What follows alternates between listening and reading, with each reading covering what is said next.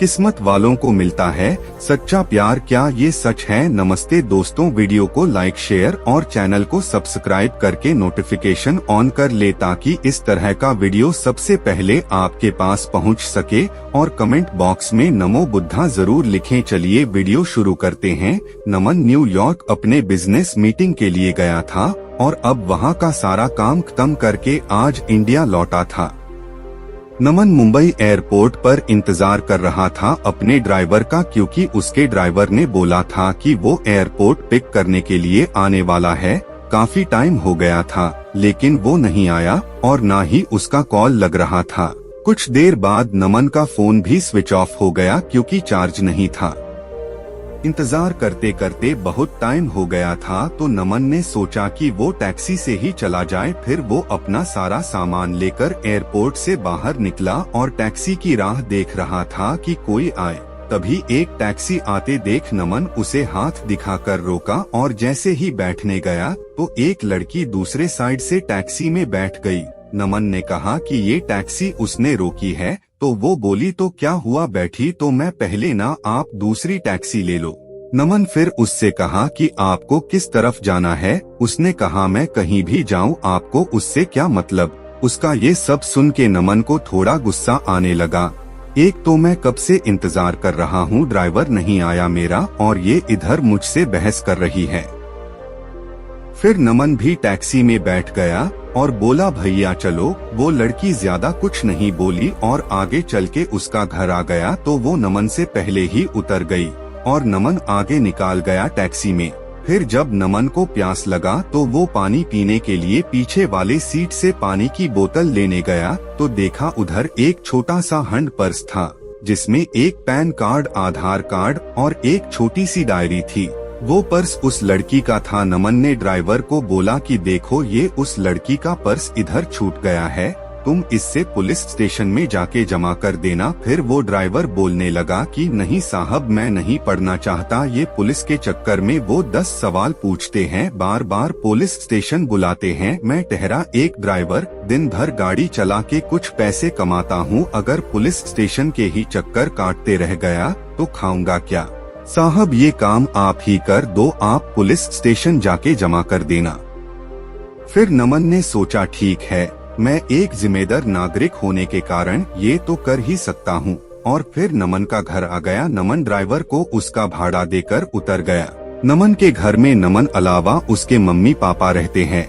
नमन उनसे मिला, उनका हाल चाल लिया और पूछा कि ड्राइवर आया क्यों नहीं एयरपोर्ट पर मुझे लेने? तो माँ ने बताया कि रास्ते में गाड़ी खराब हो गई तो उसने तुम्हें कॉल किया लेकिन तुम्हारा फोन ऑफ था तो उसने घर पर कॉल करके बताया कि वो गाड़ी ठीक करवाने के लिए जा रहा है। नमन ने कहा ठीक है और अपने कमरे में चला गया आराम करने। जब नमन शाम को सोकर उठा तो अपना कमरा ठीक करने में जुट गया जो कि बहुत बिखरा हुआ था। तभी नमन को वो उस लड़की का पर्स दिखा जो उससे गाड़ी में मिला था। नमन ने उसे खोला तो उसमें डायरी था। उसे निकाल के देखा, उसमें कुछ फोन नंबर लिखे हुए थे। उसमें एक नाम था नीतू। नमन ने उस नंबर पर कॉल किया और उससे बोला कि मुझे एक पर्स मिला गाड़ी में जिसमें ये डायरी है, उसमें तुम्हारा नाम है और एक पैन कार्ड और आधार कार्ड भी है। उसने पूछा कि आधार कार्ड पर नाम क्या है? नमन आधार कार्ड पर देखा और बोला अनिशा। तो सामने से वो लड़की बोली हाँ ये मेरी दोस्त का पर्स है, वो मुझे बोली थी कि उसका पर्स कहीं खो गया है, मैं उसे बता देती हूँ और आपका नंबर भी दे देती हूँ, वो आपको कॉल कर लेगी। नमन ने कहा ठीक है। थोड़ी देर बाद एक नंबर से कॉल आता है। फोन उठाते ही सामने से एक लड़की बोलती है मेरा पर्स आपके पास है। नमन ने कहा आप कौन? तो वो बोली वही जिसका पर्स आपके पास है, जिसमें मेरा कुछ बहुत जरूरी सामान है। नमन ने कहा हाँ मेरे पास है, तुम उसे टैक्सी में भूल गई थी। वो बोली हाँ, कल आप मुझे डेली कैफ में मिलकर उसे लौटा सकते हैं। मैंने कहा हाँ। वो थैंक यू बोलकर कॉल रख दी।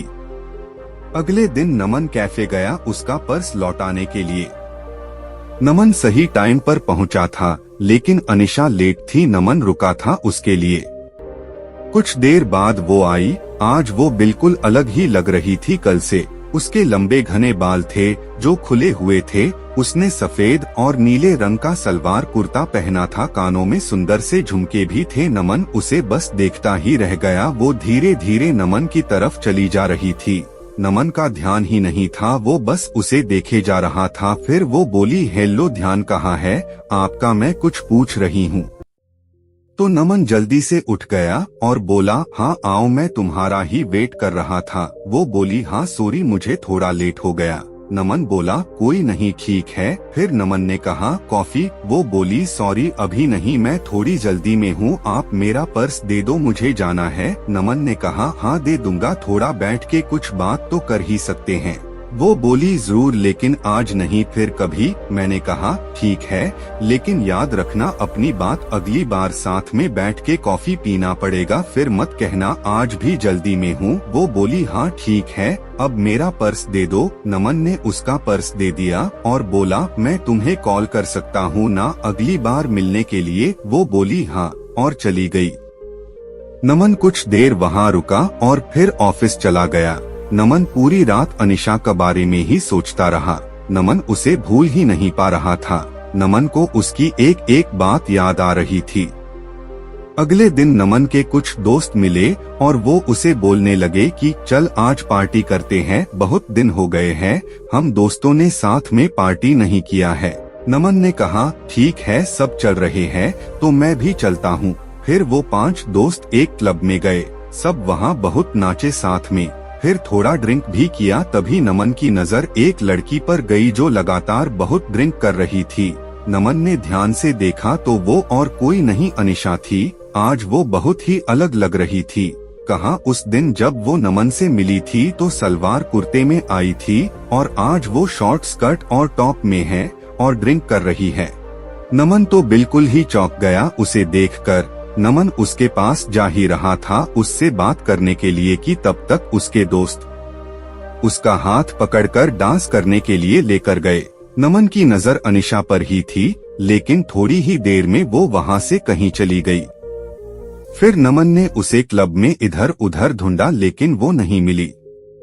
घर जाकर नमन उसे कॉल किया, वो कॉल भी नहीं उठा रही थी। नमन उसे बहुत बार कॉल किया, लेकिन उसने नमन का एक भी कॉल का जवाब नहीं दिया।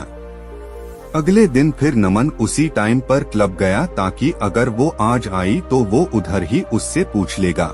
नमन अंदर जाकर वेट कर रहा था, लेकिन वो नहीं आई आज। फिर नमन ने उसे कॉल किया। इस बार उसने कॉल उठाया। कॉल उठाते ही नमन उससे पूछा, कहाँ हो तुम? वो बोली, क्यों, क्या हुआ? मैंने उससे बोला कि कल मैंने तुम्हें क्लब में देखा था, तुम हद से ज्यादा ड्रिंक कर रही थी, क्या हुआ है? तुम्हें कोई किसी बात का टेंशन है क्या? वो बोली, नहीं, और कॉल कट कर दी। नमन फिर उसे कॉल लगाया तो उसने कॉल नहीं उठाया। इस बार नमन वहाँ से घर चला गया।